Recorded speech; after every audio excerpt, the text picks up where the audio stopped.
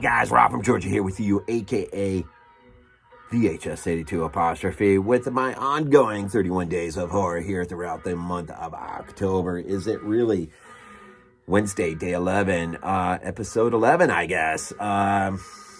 If you know me at all, man, you know eventually this is going to come up.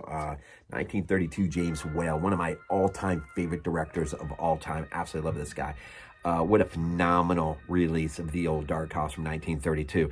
This is absolutely must view during the month of October. Multiple viewings throughout the month of October.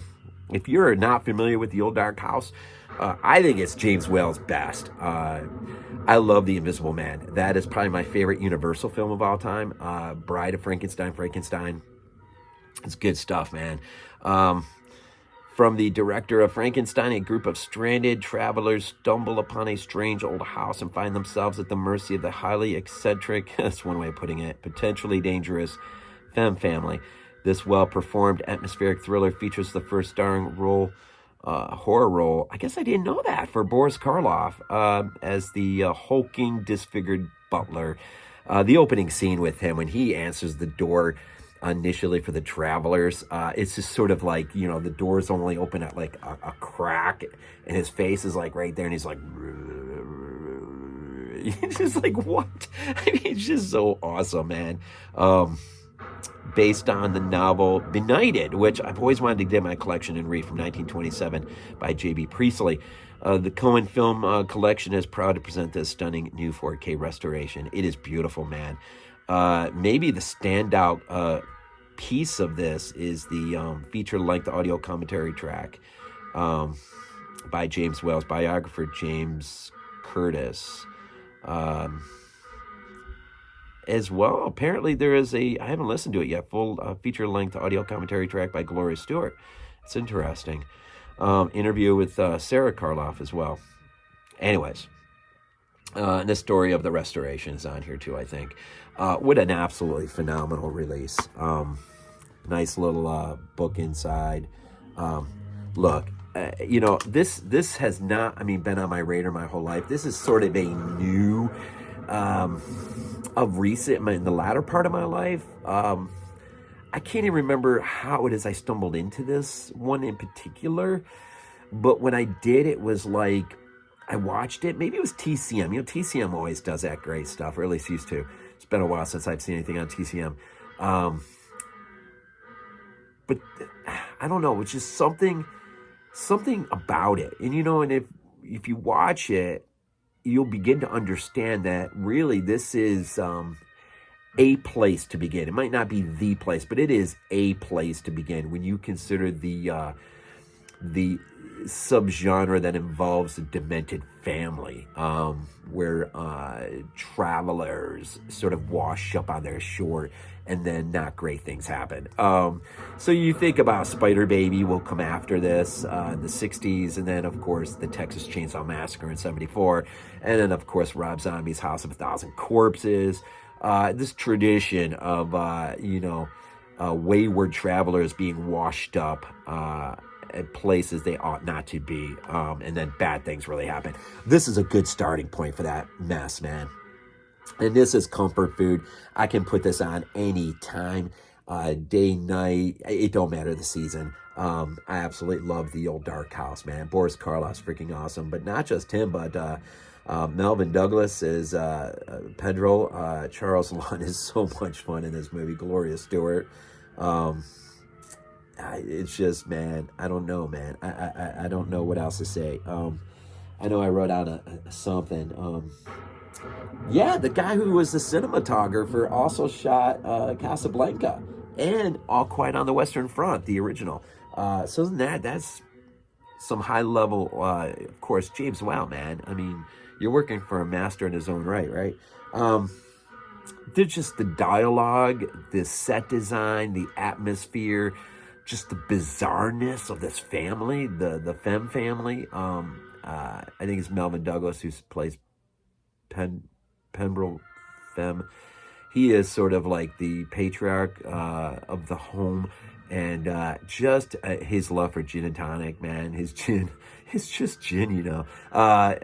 have a potato when they're at the dinner table scene. And it's just not like the first group of travelers. It's because of a storm. There will be a mudslide that will wash out much of the road. And so they will find this house in the middle of nowhere and seek shelter. In which case they're given. And then shortly after their arrival, a few more show up. And that leads to quite a night, man, of just insanity. It's just good stuff, man. This is next to, I think, when you think of great dialogue, great writing, great deliveries and conversations that will just take place so naturally, there's really only a few films that you could cite on one hand. This is one.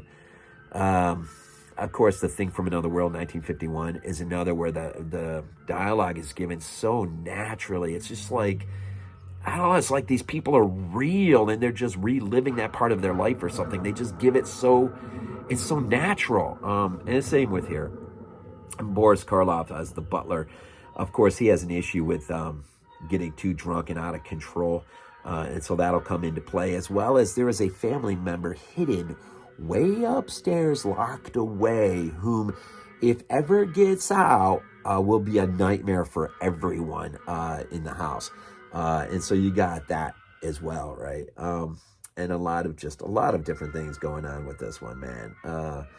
This is beautiful. This is just a beautiful. Now, I think, who's that company?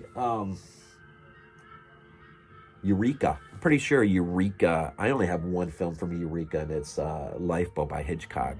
But I'm pretty sure Eureka put out an edition of this as well. I can't say exactly which is better, the Cohen or the Eureka. I think they're both in their own right probably really good. But this is the one I jumped on. I'm not sure exactly why I jumped on this one in particular. Maybe it was the film historian biographer's commentary, which is awesome, man. Commentary track. It's just, man, the dinner table scene, man, which, I mean, isn't that kind of like a staple of these movies, is a dinner table scene? So you got one in here, you got one in Spider Baby, you got one, of course, in Texas Chainsaw Massacre. Is there one in, there is one in The House of Thousand Corpses, isn't there? There's a dinner table scene in there, isn't there? That one really ought to be in my 31 Days of Horror. It's not on my list that I've written out for the month.